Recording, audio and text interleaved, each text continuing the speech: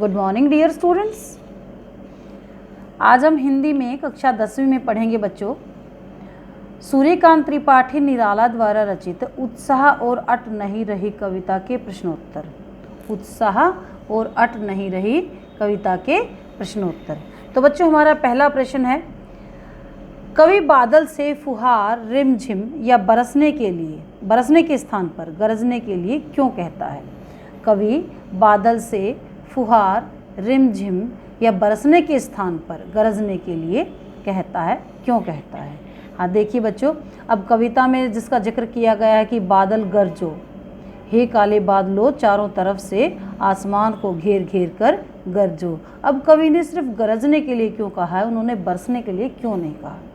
गरजने के लिए कवि ने इसलिए कहा है क्योंकि जब बादल गरजते हैं तो ये एक क्रांति की तरफ संकेत करते हैं।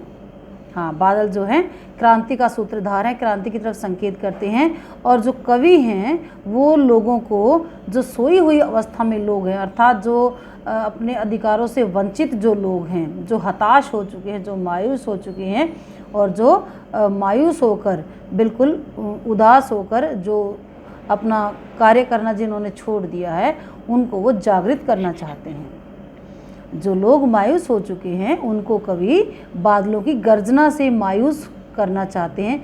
बादलों के माध्यम से वो लोगों को संदेश देना चाहते हैं कि जिस प्रकार बादलों में एक गड़गड़ाहट होती है और बहुत ज़्यादा जो है शोर उनसे होता है, क्योंकि जब बादल गरजते हैं तो बहुत ज़्यादा शोर होता है, उनमें एक क्रांति है, उनमें एक वज्र छिपा हुआ है, उनमें बिजली की कौंध है। ऐसे ही हे इंसान, तुम भी बहुत कुछ कर सकते हो, तुम्हारे अंदर भी एक क्रांति छुपी हुई है, अगर आवश्यकता है तो उसको बाहर निकालने की। तो इंसान को संबोधित करते हुए ही बादलों के माध्यम से कवि ने कहना चाहा है कि हे इंसान उठो और अपने अधिकारों के प्रति सचेत हो जाओ। इसीलिए कवि ने रिमझिम या बरसने के स्थान पर न कहकर यहाँ पर बादलों से गरजने के लिए कहा है। प्रश्न नंबर 2 है, कविता का शीर्षक उत्साह क्यों रखा गया है? हाँ, कविता का शीर्षक उत्साह क्यों रखा गया है? अब कविता के शीर्षक से ही पता चलता है कि इस कविता में जो है कवि लोगों को उत्साहित करना चाहते हैं, लोगों को सचेत करना चाहते हैं, लोगों को जागृत करना चाहते हैं, है ना। तो कविता का शीर्षक जो है उत्साह इसीलिए रखा गया है क्योंकि यह बादलों की गर्जना और उमड़ घुमड़ से मेल खाता है। बादलों में एक भीषण गति होती है, एक तेज होता है, एक कौंध होती है, एक चमक होती है, एक उत्साह होता है, एक वेग होता है, और वही वेग और उत्साह कवि जो है अपने समाज के लोगों में चाहता है। उसी से वह धरती का ताप हरता है।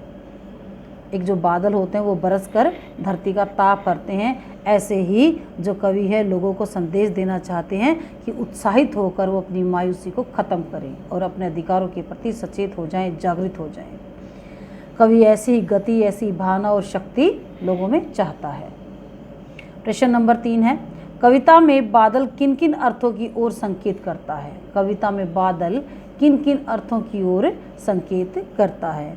अब जल बरसाने वाली शक्ति के रूप में, कि बादल जो है जल बरसाने वाली शक्ति है, और उत्साह और संघर्ष के भाव, अब लोगों में उत्साह के भाव भरने वाली शक्ति है, उनमें संघर्ष के भाव भरने वाली शक्ति है बादलों में, एक क्रांति के भाव भरने वाली शक्ति है बादलों में, और लोगों को उत्साहित तो करती है और साथ में बरस कर जो वो अपनी प्यासे जनों की प्यास को जब बुझाते हैं, उनकी पीड़ा को वो हरते हैं और लोगों को सुख देते हैं। ऐसी शक्ति है बादलों में।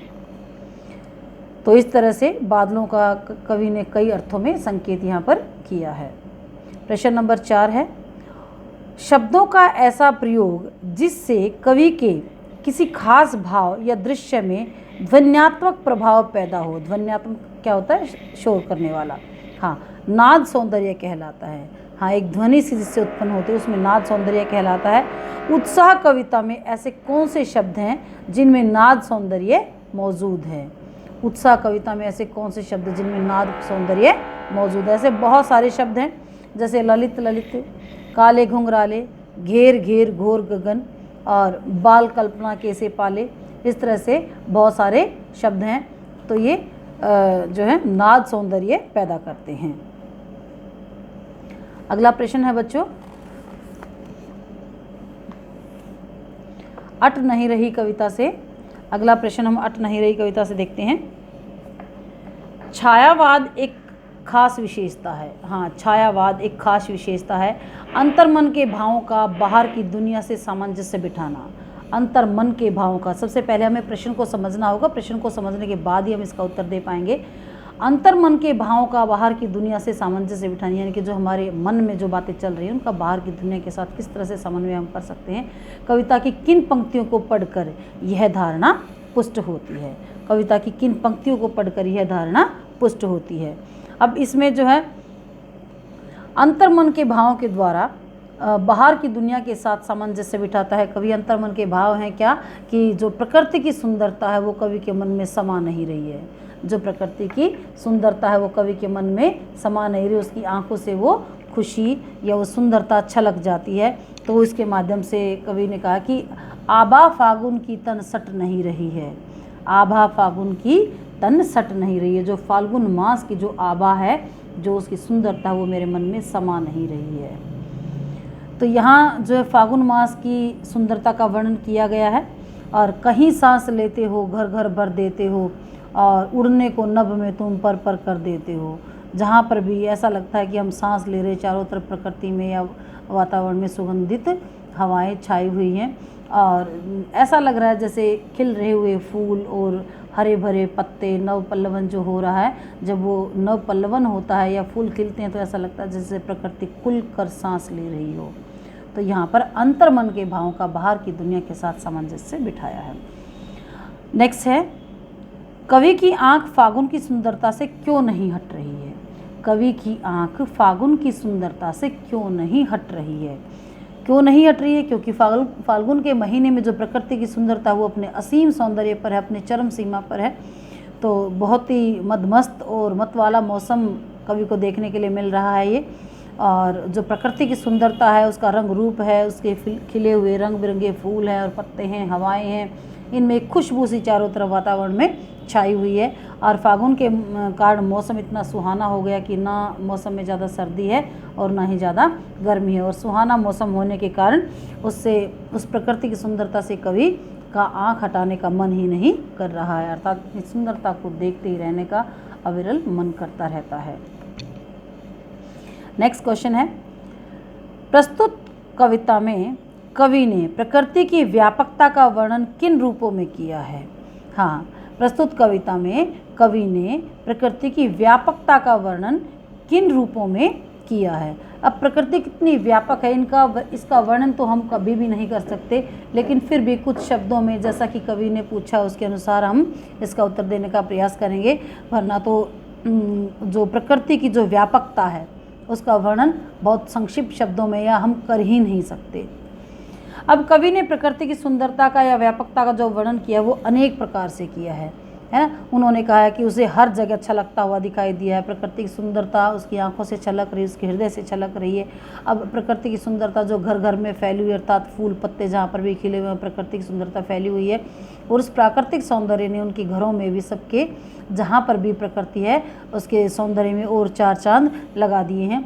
अब कवि ने जानबूझकर उसे एक किसी दृश्य में नहीं बांधना चाहा, एक दृश्य में उन्होंने नहीं बांधा है। ये तो असीम है, बल्कि असीम दिखाया है इसको। अब कहीं सांस लेते हो का आशय कि कहीं मादक हवाएं चल रही हैं, और घर घर में भरने के भी अनेक रूप हैं।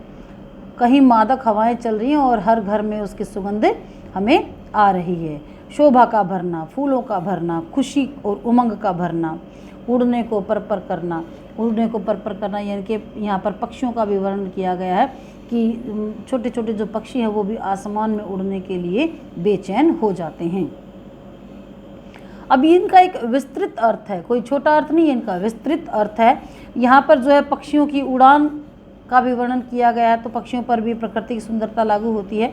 और मन की उमंग पर, मन के बारे में भी यहाँ पर कहा गया, तो मन की उमंग पर भी इसकी सुंदरता लागू होती है। और सौंदर्य से आँख न हटा पाना भी उसके विस्तार के लिए इसकी झलक देखी जा सकती है।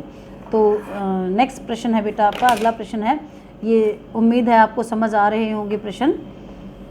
नेक्स्ट क्वेश्चन है आपका, फागुन में ऐसा क्या होता है जो बाकी ऋतुओं में नहीं होता या बाकी ऋतुओं से भिन्न है।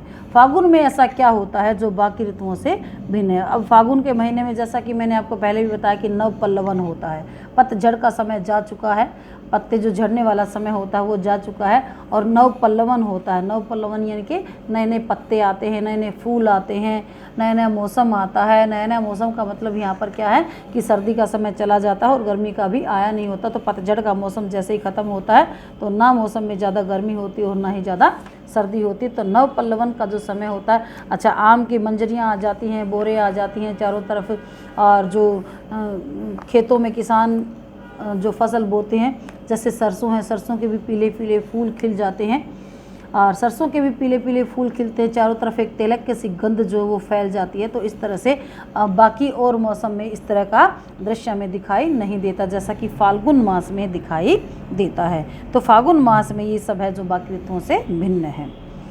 इन कविताओं के आधार पर निराला जी की काव्य शिल्प की विशेषताएं लिखिए। अब इनका काव्य शिल्प कैसा है? काव्य शिल्प क्या, काव्य का मतलब क्या होता है? जो हमने कविताएं पढ़ी हैं उसके बारे में पूछा गया है। और क्या पूछा गया? शिल्प सौंदर्य, यानी कि जब भी कोई भी अपना श्रृंगार करता है या अपने सौंदर्य दिखाता है तो वो तरह तरह के सुंदर सुंदर कपड़े पहनता है, गहने पहनता है ना, अलंकार जिसको हम बोलते हैं। लेकिन काव्य में उसकी सुंदरता कैसे पहचानी जाती है? उसके अलंकारों से। और उसके अलंकार क्या है?